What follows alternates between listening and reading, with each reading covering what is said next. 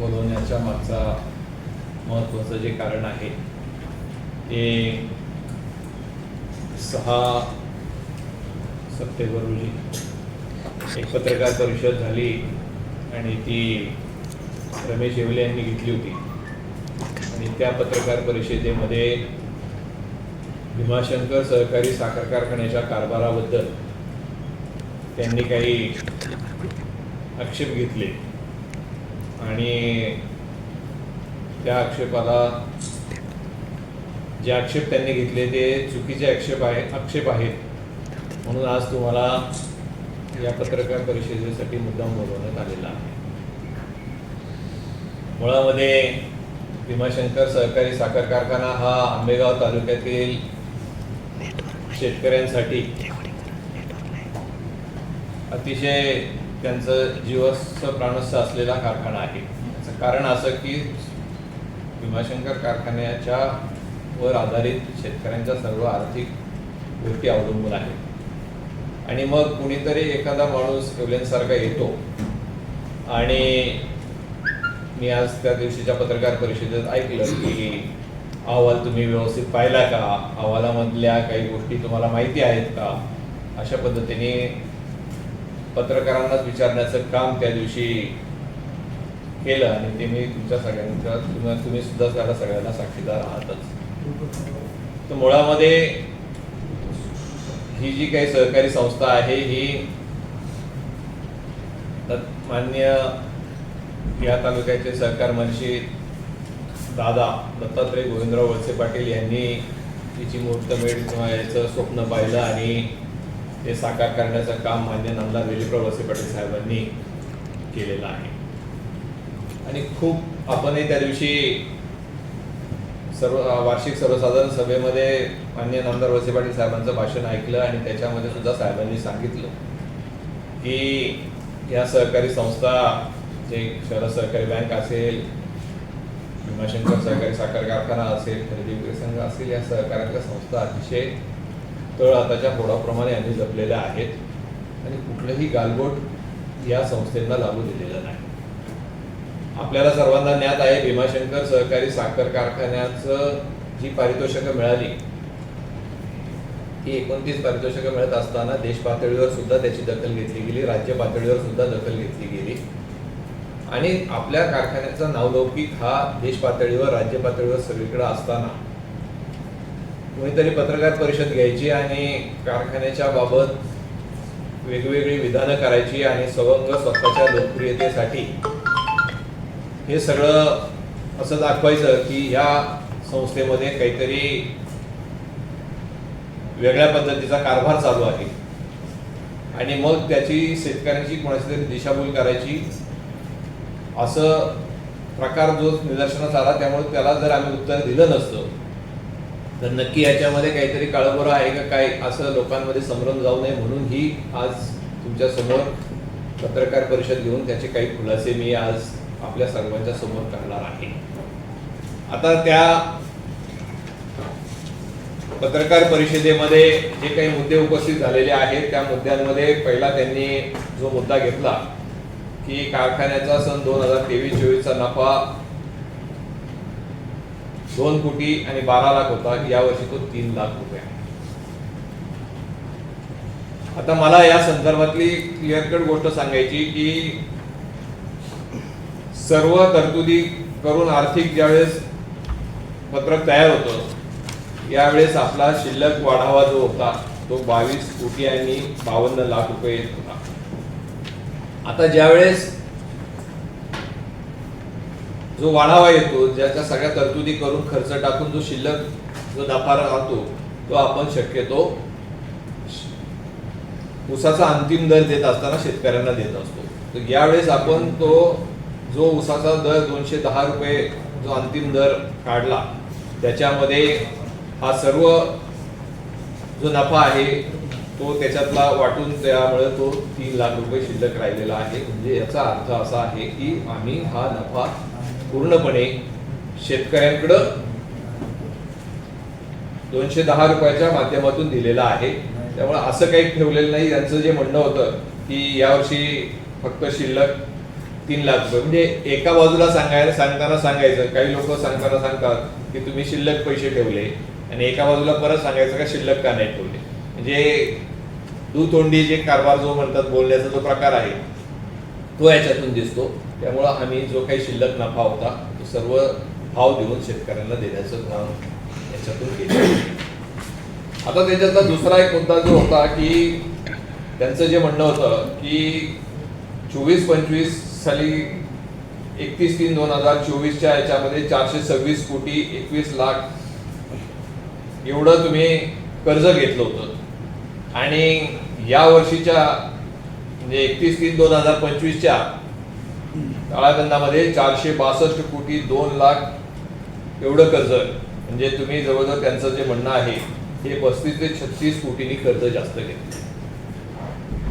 आता काय होतं की अहवालामध्ये ते आहे, बरोबर आहे, कर्ज घेतलं आम्ही, जास्त घेतलं ते बरोबर आहे, परंतु त्याचं कारण माणूस शोधत नाही आणि फक्त पत्रकार परिषदेमध्ये काहीतरी मला जास्त कळतं अहवालामधलं हे सांगण्याचं काम करतो.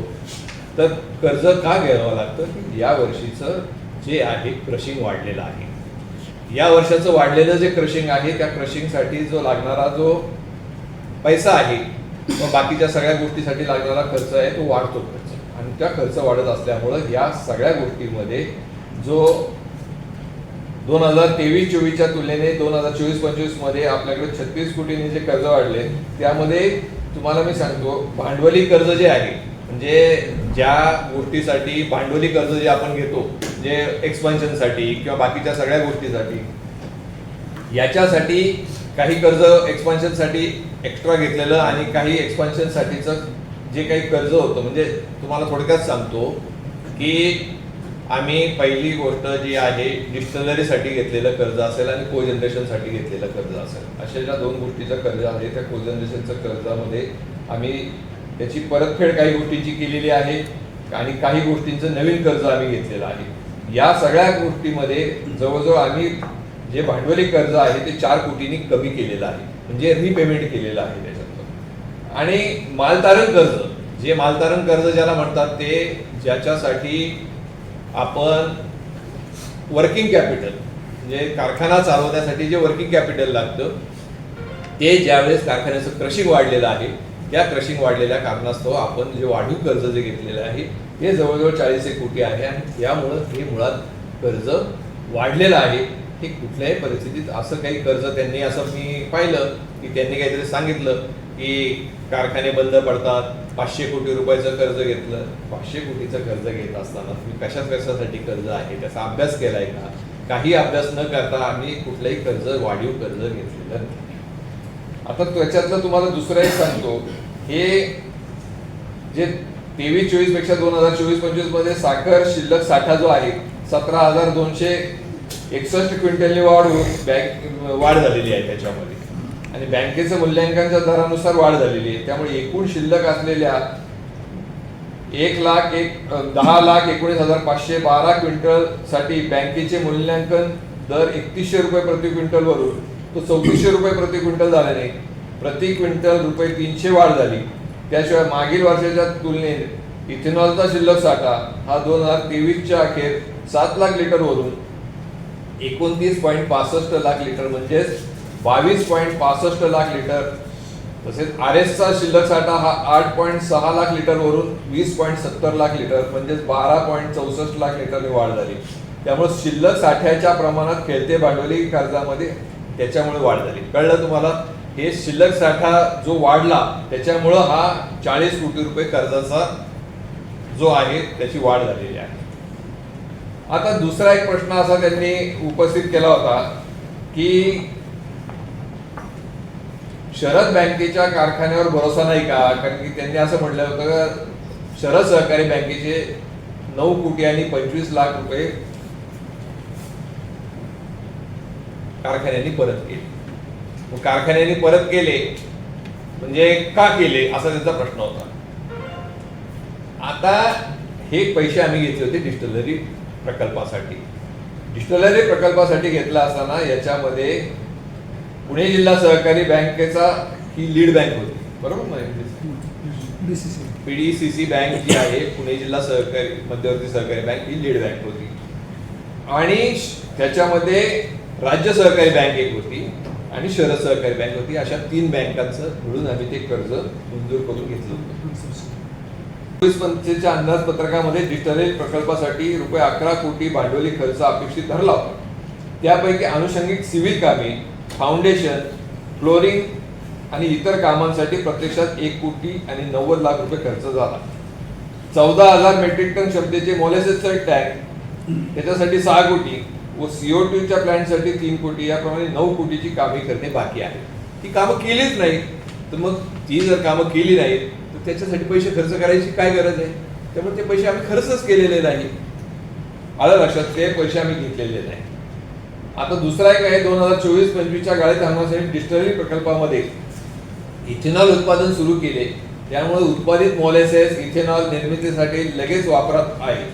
तसेच बाजारातील साखर व सिरप पासून इथेनॉलची किंमत विचारात घेऊन सिरप पासून इथेनॉल न करता फक्त BEV पासून इथेनॉल उत्पादन घेण्याचे ठरवल्यामुळे सध्या स्थितीत असलेली मोलॅसेस साठवणूक क्षमता पुरेशी असल्याने तसेच अंदाजपत्रकातील अपेक्षित भागभांडवल 8 कोटी आणि 10 लाख रुपये आणि 25 कोटी लाख जमा असल्याने मोलॅसेस टँक व CO2 प्लांट इत्यादी कामं केली नाही. सदरची कामे सेकंड फेज मध्ये आम्ही करणार आहोत. त्यामुळे अंदाजपत्रकात घेतलेले रुपये 11 कोटी पैकी रुपये 9 कोटी हे जे तुम्हाला सांगितले ते आता खर्च कमी झालेला आहे. त्यामुळे 11 कोटी खेळते भांडवलात वापर झाल्या हे साफ चुकीचं आहे. असा कुठलाही पैसा जो 9 कोटीचा आहे तो आम्ही खेळत्या भांडवलात वापरलेला नाही, जो त्यांचा आरोप आहे. आता डिस्टिलरी प्रकल्पासाठी 8 कोटी आणि 23 लाख रुपये कर्ज बाकी वाढलेले आहे. मागील वर्षाच्या डिस्टिलरी कामाचे मशिनरी पुरवठ्याच्या कोटीचे 5 कोटी आणि 70 लाख आणि सिव्हिल कामाचे 2 कोटी आणि 53 लाख अशी देय रक्कम बिलांची होती. ती देय रक्कम आम्ही देण्यासाठी कर्ज जे शिल्लक जे कर्ज आम्हाला मंजूर झालं होतं त्याच्यातून दिलेलं आहे. आणि अजूनही आम्ही मशिनरी पुरवठ्याचे 2 कोटी आणि 60 लाख रुपये देण्याचे शिल्लक ठेवलेले आहेत. परफॉर्मन्स गॅरंटीचा जो भाग असतो किंवा चांगले परफॉर्मन्स मिळाल्यानंतर आम्ही ते त्यांना देण्याचा विषय जो आहे.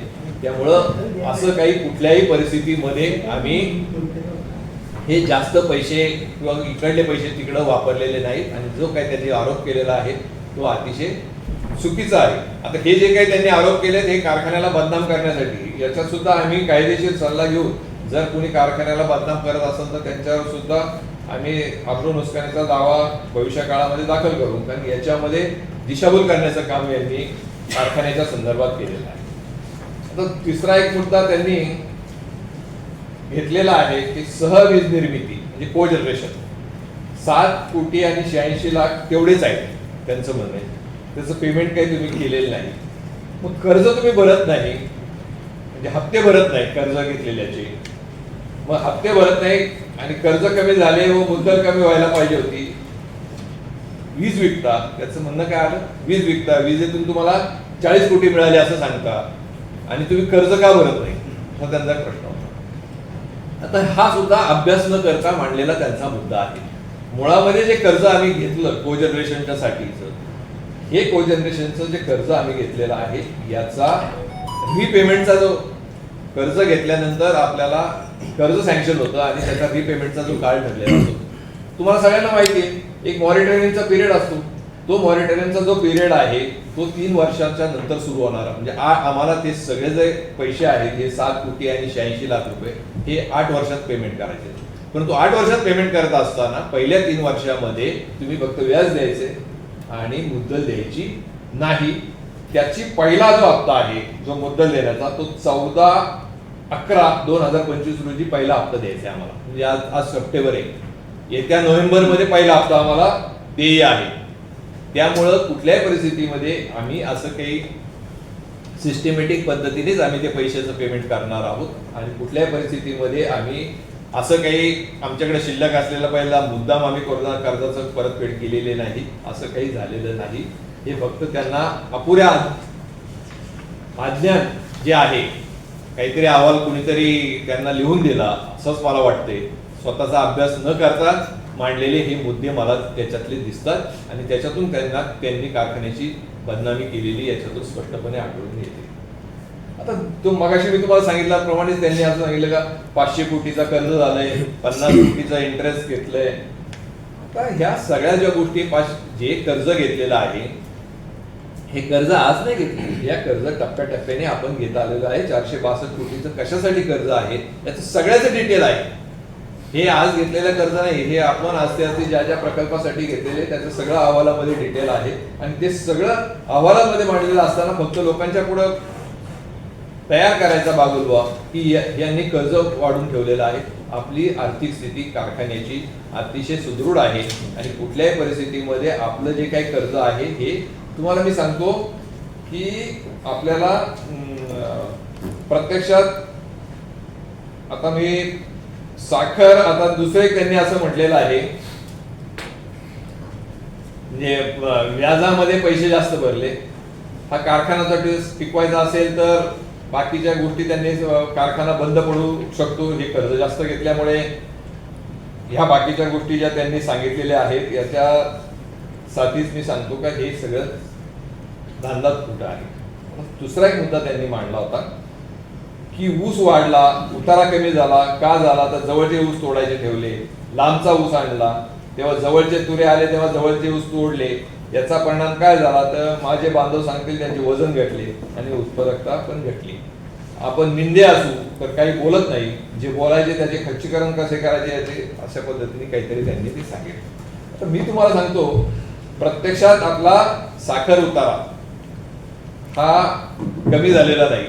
गेल्या वर्षाचा साखर उतारा होता 11.81 आणि या वर्षीचा झाला 12%, म्हणजे 0.19 साखर उतारा वाढलेला आहे, साखर उतारा घटलेला नाही. जे म्हणतात ना साखर ऊसतोड उशिरा केली आणि साखर उतारा घटला, मी सांगतो स्पष्टपणे ते लिखी आहे आणि आपल्याला सुद्धा जो भाव दिलेला आहे तो 12% उतार्यावर दिलेला आहे, त्यामुळे साखर उतारा काही घटलेला नाही.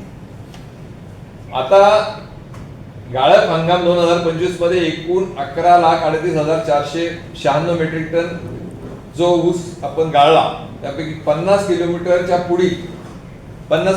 पुढचा त्यांचं म्हणणं आहे तुम्ही लांबून ऊस जास्त आणला आणि जवळचा ऊस कमी घेतला. तर मी तुम्हाला सांगतो 50 किलोमीटरच्या पुढचा जो ऊस आहे तो किती माहिती आहे? 42,380 मेट्रिक टन. म्हणजे 11 लाखामध्ये 11,38,496 मध्ये 42,000 आणि 396 मेट्रिक टन हा गाळपास आला. त्याचं प्रमाण किती आहे माहिती? 3.72%. 3.72% एवढ्याच्या सगळ्यांमध्ये, म्हणजे इतकं अल्पसं प्रमाण आहे.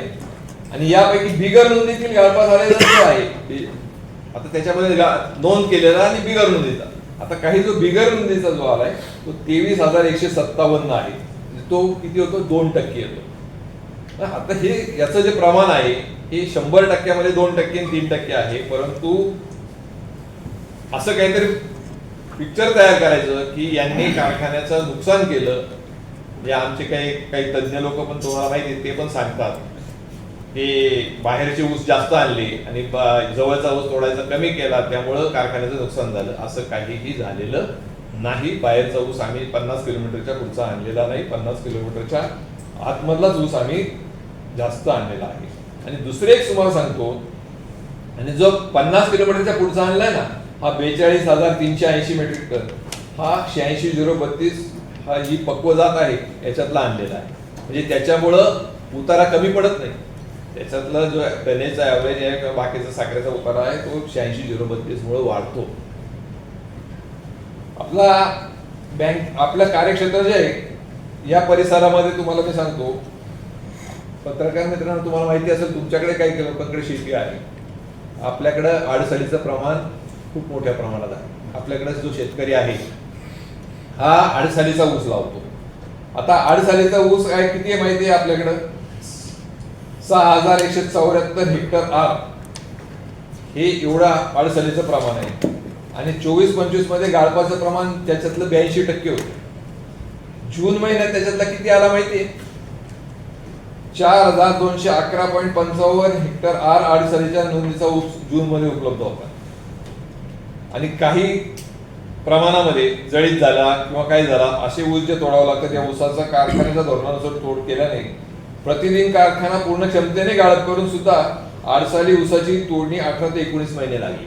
बरोबर आहे, 18 ते 19 महिने लागली, आम्ही मान्य करतो. पण त्याचं कारण काय घडलं की आपल्याकडे असलेला सुरुवातीचा ऊस. आता मी तुम्हाला एक दुसरं सांगतो, जर कारखान्याच्या परिसरातला सगळा जर ऊस आहे आपण जर एकत्र आणून तोडायचं जर म्हटलं तर ते कॉम्बिनेशन मध्ये तोडावं लागतं. जर सगळाच जर ऊस जवळचा तोडला आणि जवळचा ऊस जर संपून गेला तर नंतर बाहेरचा ऊस कुठून मिळणार आपल्याला? मग कारखाना 11 लाखांनी नसता चालला, कारखाना आपल्याला 6-7 लाख टनावरच बंद करावा लागला, किंवा जेवढा आपल्या भागातला जो ऊस आहे तेवढा करून बंद करावा लागला. तेवढा करून आपल्याला परवडतो का? नाही. त्यामुळे आपण कॉम्बिनेशन मध्ये करतो आणि त्यामुळे ते दोन्हीकडले भागातले ऊस आणून आपण तो तोडत असतो. त्यामुळे असं काही कुठल्या पद्धतीने कुणावर अन्याय करावं, शेतकऱ्यावर अन्याय करतो असं काहीही आपण होत नाही.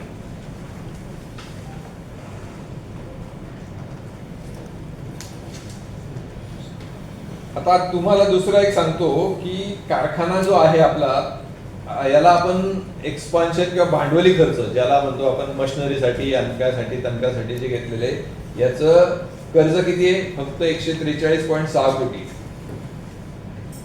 आणि बाकीचं जे कर्ज आहे हे भांडवली खर्चासाठी, म्हणजे 318.95 कोटीचं जे कर्ज घेतलंय ना ते कशासाठी आहे?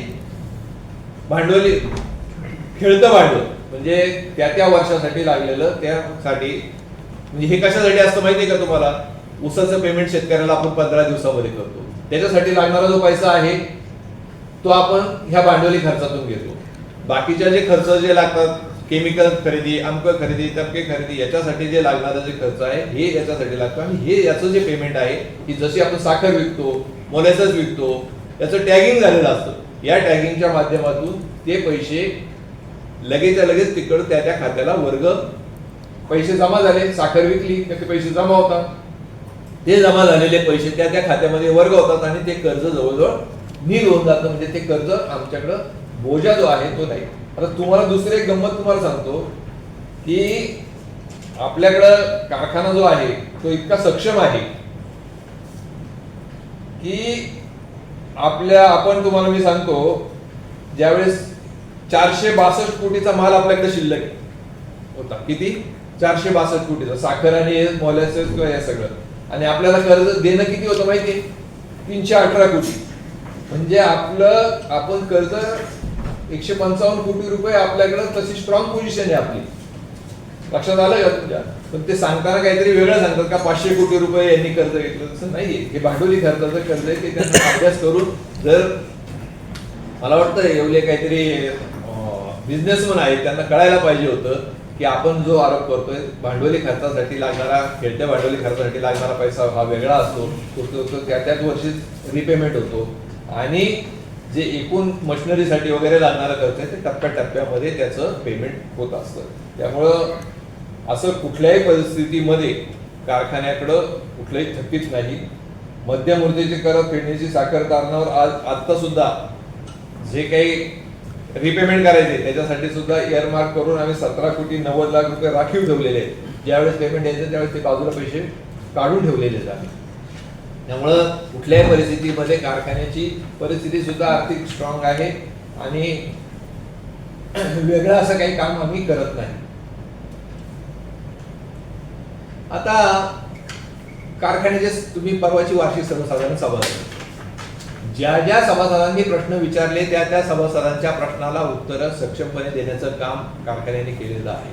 आता एवढ्या वर्षाच्या कारभारामध्ये गेल्या वर्षी जो काही प्रकार झाला तो गेल्या वर्षीचा जो झालेला, या वर्षीचा जर तुम्ही सगळ्यांनी पाहिला तो जर सोडला तर आपण कारखान्याने कुणालाही, आणि त्या वर्षी सुद्धा आम्ही कुणाला कारखान्याला बगल देऊन काम करणार नव्हतो. आणि आतापर्यंत कारखान्याने कुठल्याही प्रश्नाला बगल देऊन काम केलेलं नाही. जी काही प्रश्न आले ते प्रश्नाला समर्पकपणे उत्तर देण्याचं काम प्रशासनाने आणि कारखान्याने केलेलं आहे. त्यामुळे कुठल्याही परिस्थितीत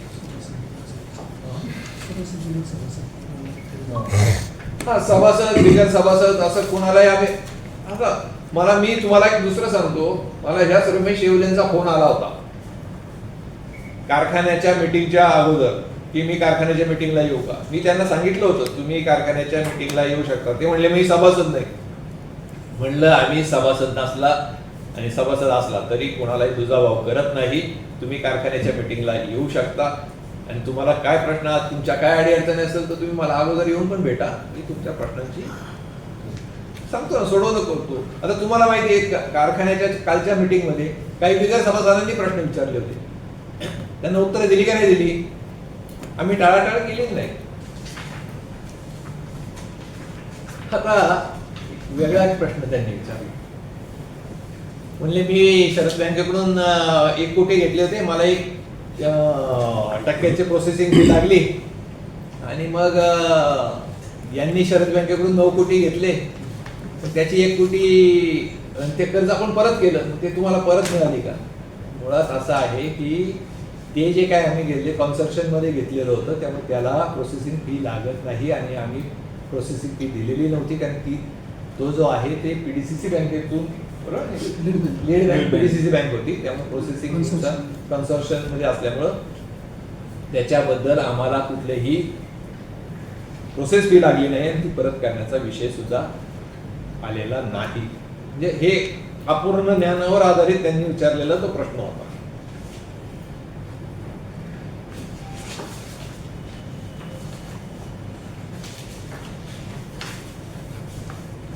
असे एवढेच प्रश्न माझ्या समोर त्या दिवशी आले होते. या सगळ्या प्रश्नांचा खुलासा या संदर्भातून आपल्या सगळ्यांच्या समोर केलेला आहे आणि भीमाशंकर कारखान्याचा कारभार जो आहे अतिशय पारदर्शक पद्धतीने चाललेला आहे. मला ज्या रमेश येवलेंनी जी पत्रकार परिषद घेतली मी त्याचं नाव मुद्दाम घेतो की आणि नाव घेत असताना त्यांना विनंती करतो की एवढा चांगला चाललेला असलेला कारखाना जो आहे या कारखान्याला तुम्हाला जर काही प्रश्न होते, तुम्हाला जर खूप त्यांनी असं सांगितलं की हे 2 संस्था शरद बँक असेल किंवा भीमाशंकर कारखाना असेल हा आंबेगाव तालुक्यातील शेतकऱ्यांच्या दृष्टीने महत्त्वाचे आहे, मग जर त्यांना असं वाटलं होतं, मी त्यांना फोनवर सांगितलं होतं तुम्हाला काय अडचणी असेल तर मला येऊन भेटा, तर हे एक्सप्लेनेशन मी त्यांना तुमच्या समोर जे केले ते त्यांनी जर प्रश्न विचारला असं केलं असतं ना. त्यामुळं काहीतरी समाजापुढे वेगळं दाखवायचं आणि कारभार काहीतरी वेगळा चालला दाखवायचं, याच्यामध्ये तुम्हाला सगळ्यांना सांगितल्या पद्धतीने कुठं तुम्ही अभ्यास करा, तुम्ही विचारा ना मला की आता तुम्ही पण पत्रकार बांधव आहात, तुम्हाला पण याच्यातलं सगळं माहिती आहे, तुम्ही विचारू शकता. तुमचा अभ्यास झाला असेल तर 6 तारखेला पत्रकार परिषद झाली, आज 12 तारीख आहे, त्यांनी विचारलेले प्रश्न तुमच्याकडे आहेत, आज मी तुमच्या त्या प्रश्नांना उत्तरं देतोय. तुमचा पण त्याच्यावर जर अभ्यास झाला असेल तर भीमाशंकर कारखान्याचा कारभार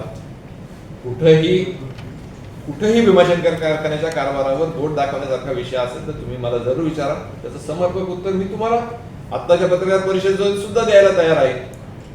परंतु रमेश येवले जे सांगतात माझं त्यांना आव्हान आहे आता या पत्रकार परिषदेत, जर या कारखान्याच्या माध्यमातून बँकेच्या माध्यमातून रोजगार देण्याचं काम मान्य नामदार दिलीपराव वळसे पाटील साहेबांच्या माध्यमातून या तालुक्यामध्ये झालेलं आहे, तुम्ही एखादी चांगली संस्था काढा, ती संस्था चांगली काढून चालून दाखवा, तुम्ही व्यावसायिक आहात आणि लोकांना रोजगार द्या. आंबेगाव तालुक्यातील शेतकऱ्यांचा असेल जनतेच्या भल्यासाठी काही ना काहीतरी एखादा चांगला प्रोजेक्ट आणा. उगाच काही नाही काहीतरी वारेमाप आरोप करण्यापेक्षा काहीतरी कन्स्ट्रक्टिव्ह करा की जेणेकरून आंबेगाव तालुक्यातील जनता तुमच्याकडं म्हणेल व काहीतरी रमेश येवलेंनी जनतेसाठी केलं, शेतकऱ्यांसाठी केलं, पण आपण काही करायचं नाही आणि ज्या चांगल्या चांगलेल्या संस्था आहेत त्यांच्यावर कडचा आरोप करायचा, हे धंदे त्यांनी सोडून द्यावे. त्यांना युवकांच्या रोजगार संदर्भात प्रश्न विचारला असता ते म्हटले होते की रोजगार दिलेत पण फक्त ते राजकीय जे काय आहेत लोक त्यांचे हित राजकीय हित संबंधित लोक त्यांच्याच मुलांना रोजगार दिले, त्यावर काय सांगा? आता जे तालुक्यामध्ये नोकऱ्या मागायला येतात, मान्य नामदार दिलीपराव वळसे पाटील साहेब 1990 पासून या तालुक्याचं नेतृत्व करतात. साहेबांकडे नोकऱ्या मागायला गेल्यानंतर काही लिमिटेशन जे लोक येतात, मग काही कार्यकर्त्यांची माणसं असतील किंवा कोणाची जी लोक येतील त्याची कॅपॅबिलिटी पाहून त्याची कॅपॅसिटी पाहून त्याला नोकरी दिली जाते. असं काही नाही एका आणि शेवटी असा एखादा कार्यकर्त्याचा मुलगा आला त्याला जर नोकरी दिली तर त्याच्यात वावगं काय, शेवटी कुणाला तरी नोकरी द्यायचीच आहे ना. तो बेरोजगार जो माणूस आहे त्याला रोजगार करणं हा त्याच्यातला उद्देश आहे. याच्यात राजकीय वाचण्याचं काय कारण आहे किंवा राजकीय असायचं काहीच कारण नाही. त्यांच्या डोक्यात ते काहीतरी राजकीय विषय सगळ्यांनाच दिलेलं आहे. सर्वसामान्य कुटुंबातील मुलं आपल्याकडे आहेत. हो आहेत. वार्षिक सर्वसाधारण सेवेला जे शेतकऱ्यांनी किंवा समाजाने प्रश्न विचारले त्याचे समाधानकारक उत्तर दिले नाही असं त्यांचं म्हणणं आहे. आता तुम्ही लोक सगळे होते वार्षिक सर्वसाधारण सभेमध्ये, माननीय नामदार दिलीपराव वळसे पाटील साहेबांनी सांगितलं की मी कुणाच्याही या सगळ्यांच्या प्रश्नाला उत्तर देणार आहेत आणि आमचे MD साहेब ज्या लोकांनी प्रश्न विचारले ते आम्ही लिहून घेतले. MD साहेब सांगा तुम्ही. त्याच्यामध्ये प्रामुख्याने तुकाराम गावडे सभासद, नंतर प्रभाकर बांगर ते बिगर सभासद, नंतर किरण डोबळे ते पण बिगर सभासद, हे अजून संजय वडे ते एक सभासद. 14 जणांनी प्रश्न विचारले. मी प्रत्येकाचं नाव घेऊन ज्यांनी प्रश्न विचारलेले होते या व्यक्तींनी असे प्रश्न विचारले, प्रत्येकाच्या नावानिशी त्या प्रश्नाची समर्पक उत्तरं दिलेली, त्याच्यात त्याला कोणती शंका लागली नाही. त्यानंतर देखील त्यांनी चर्चा केली, त्याचं सर्व खुलासा झालेला आहे. लेखी स्वरूपात काही प्रश्न प्राप्त झाले त्याची उत्तर दिली गेली का? लेखी स्वरूपात आणि कोणी जे प्रश्न विचारले सगळ्यांची तिथे उत्तर दिली. म्हणजे मुळात असं आहे की रमेश येवले त्या मीटिंगला हजर नव्हते आणि जो माणूस त्या मीटिंगला हजर नाही तो सांगतो समर्पक उत्तरं दिले नाहीत. ज्यांनी प्रश्न विचारले त्यांना उत्तरं दिलेली आहेत ना. आता त्यांचं समाधान झालं न समाधान झालं हा तो त्यांचा आहे, पण त्यांनी जे विचारले त्या प्रश्नाला प्रत्येकाला उत्तर कारखान्याच्या मार्फत देण्यात आलेलं आहे. त्यांचा असा एक आरोप होता की बराच शुगर सारख्या कारखान्यामध्ये जवळ नसता तर लागून सांगता आणायचा खर्च वाढला नसता, शेतकऱ्याला चांगला भाव देता आला असता असं त्यांचं म्हणणं आहे. गिटक्यांची गरज नव्हती असं त्यांचं. जर तसं पाहिलं तर भीमाशंकर कारखान्याला 11,38,000 गाळप झाले. तर पराग कारखान्याचं प्रत्यक्ष किती झालं ते मला परफेक्ट फिगर नाही, पण अंदाजे 7 लाखापर्यंत तिथं गाळप झालं. म्हणजे जवळपास 18-19 लाख मेट्रिक टनाचं गाळप झालं. हेच पराग कारखाना नसता तर भीमाशंकर कारखाना 200 दिवस जरी चालला असता तरी इथला ऊस संपला नसता. आता 142 दिवस कारखान्याचा गळीत हंगाम चालून देखील 18-19 महिन्यापर्यंतच ऊस झालं. जर ते 200 दिवसापर्यंत गेलं असतं तर 22 महिन्यापर्यंत ऊस गेले असतं. एवढं गाळप करणं शिकलो. आणि भीमाशंकर कारखान्याने दुसरं एक गोष्ट आहे, भीमाशंकर तुम्हाला मी सांगतो, पराग कारखाना असेल तो कारखाना भीमाशंकर कारखान्याच्या कार्यक्षेत्राच्या परिसरातून कुठलाही ऊस पराग कारखान्याला जात नाही. तुम्हाला भीमाशंकर कारखान्याच्या परिसरातून जो ऊस जातो तो जातो विघ्नर कारखान्याला, तो जातो पारनेर कारखान्याला, दुसऱ्या कुठल्याही, कारण की विघ्नर कारखान्याला का जातो ते इथले सभासद फार पूर्वीपासूनचे विघ्नर कारखान्याचे सभासद आहेत. निरकुडसर मधून जातो, पारगाव मधून जातो, नागापूर मधून जातो, रांजणी मधून जातो. आता या ठिकाणाहून जो ऊस जातो हा पूर्वपार जातोय, आज जात नाही. पराग कारखान्याला कुठलाही ऊस या कारखान्यातून जात नाही. उलट आता नवीन जो पारनेर कारखाना आलाय तो कारखाना इकडे येऊन ऊस घ्यायला लागलेला, त्याच्याबद्दल कुणी काही बोलत नाही.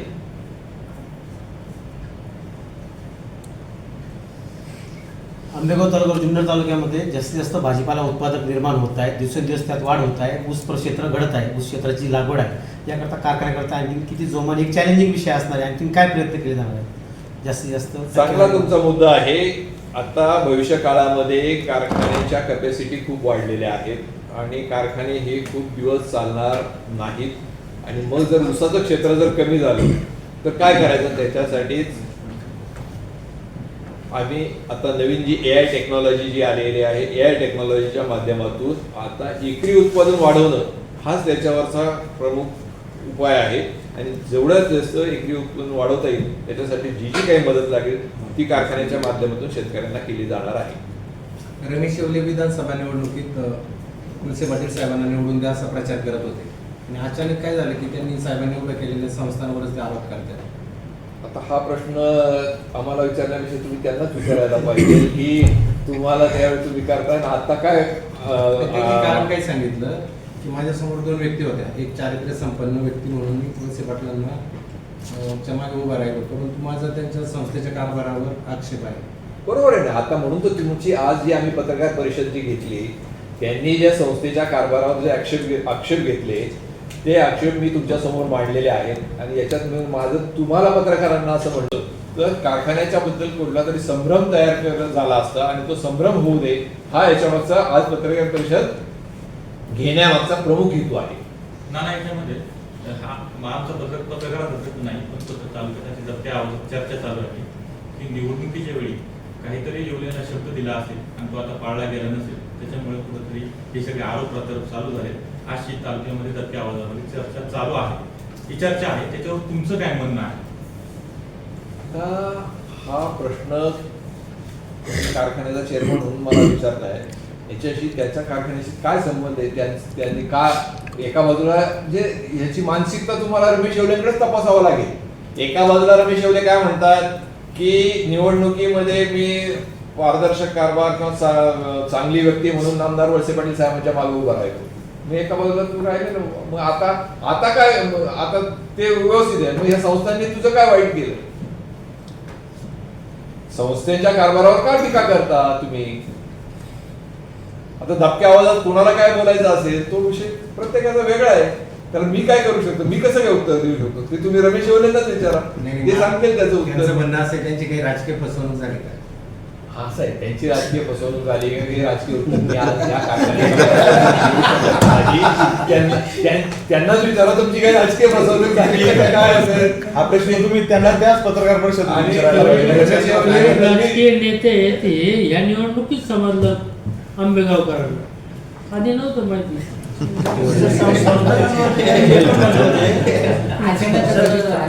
सर सगळ्या प्रश्नांची उत्तरं झाली, म्हणजे त्यांनी जेवढे आरोप केले होते सगळ्यांची- रोजगाराच्या बाबतीत ते म्हटले होते, आम्ही एक नाव शोधून काढलं का त्यांच्या गंगापूरमधून एक लोहोट नावाचं व्यक्ती आहे, मला वाटतं गणेश लोहोट असावे, ते तुमच्याकडे कामगार आहेत, तुम्ही त्यांना रोजगार दिलेला आहे. हे आपण त्यांना निदर्शनास आणून दिलं का नाही, एखादं पत्र टाकून त्यांना किंवा रिमाइंडर. आम्ही स्वतः तो अभ्यास केला. त्यांच्या गावामध्ये त्यांचेच नातेवाईक आहे लोहोट नावाची व्यक्ती, बरोबर सर? हो आहे ना.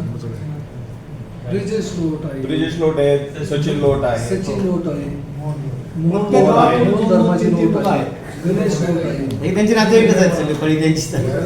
संजय संजय गोरवटे. त्यात विषय असा पण होता का जे कारच्या संस्थेने समजा अध्यक्ष वगैरे कोणी असो, हा 5 वर्षांनी बदली का करत नाही? आणि एकच व्यक्ती जर असला तर कारभारामध्ये जरा गोंधळ होतो. मग कारखान्याचं एवढं काम चालू असताना जर समजा परत 5 वर्ष जर एखादा दिलं, त्याचं कार्य चांगलं असं म्हणूनच पुढे दिलेलं असतं ना अजून 5 वर्ष. मग हा आक्षेप 5 वर्षाला अध्यक्ष बदली झाला पाहिजे असा आक्षेप काय घेतात ते? तुम्ही काय आक्षेप घ्यायचा हा त्याचा व्यक्तिगत येतोय. आपण सर्व पत्रकार मित्रांना माहिती आहे या ज्या सगळ्या संस्था चालतात ह्या नामदार वळसे पाटील साहेबांच्या नेतृत्वाखाली चालतात. आणि साहेब सगळ्यांचा अभ्यास करून कुणाला चेअरमन करायचं, कुणाला व्हाईस चेअरमन करायचं ठरवत असतात. त्यामुळे जे काही निर्णय होतात ते नामदार वळसे पाटील साहेब तालुक्याच्या सर्वांगीण विकासाचा दृष्टिकोन डोळ्यासमोर ठेवूनच घेत असतात. याला जोडून एक प्रश्न आहे, तो मी EGM मध्ये म्हटला होता की साहेबांनी भावाला बाजूला ठेवून निकमांना चेअरमन केलं. परंतु आता तालुक्याला असा प्रश्न आहे की साहेबांचे पुतणे प्रदीप दादा यांना कधी साहेब चेअरमन करणार आहे आणि तुम्ही त्याच्यासाठी काही शिफारस त्या करणार आहे दिवशी का? त्या दिवशी मला साहेब म्हणले राजकीय बोलू नका, त्यामुळे मी काही राजकीय बोललो नाही. मला त्याच्या पुढचा मुद्दा तोच सांगायचा होता की या नंतरच्या काळात सुद्धा साहेबांचे पुतणे प्रदीप वळसे पाटील सुद्धा चेअरमन पदासाठी इच्छुक होते असं नाही, पण तरी सुद्धा साहेबांनी त्यांचा मोठेपणा दाखवून माझ्यासारख्या एका कार्यकर्त्याला चेअरमन केलं, जसं मागच्या वेळेस सुद्धा केलं होतं. त्यामुळे आमच्या सगळ्या अशा आम्हाला चेअरमन केल्यानंतर मी परमेश्वराकडे गणपतीच्या चरणी प्रार्थना त्या दिवशी सांगणार होतो साहेबांच्या पुढं की आम्हाला जे मागे काही लोकांना जशी दुर्बुद्धी दिली साहेबांची गद्दारी करायची, तशी आम्हाला गणपती बाप्पाला प्रार्थना करून आम्हाला देऊ नको दुर्बुद्धी, आम्हाला सुबुद्धी देऊन आम्ही साहेबाची आहे तोपर्यंत कायम आणि प्रामाणिकपणेच काम करू अशी गणरायाकडे मी त्या दिवशी प्रार्थना करून साहेबांच्या समोर सांगणार होतो. परंतु आज तुम्ही चांगला प्रश्न विचारला, माझं राहिलेलं अपूर्ण भाषण या निमित्ताने पूर्ण झालं. धन्यवाद. थँक्यू.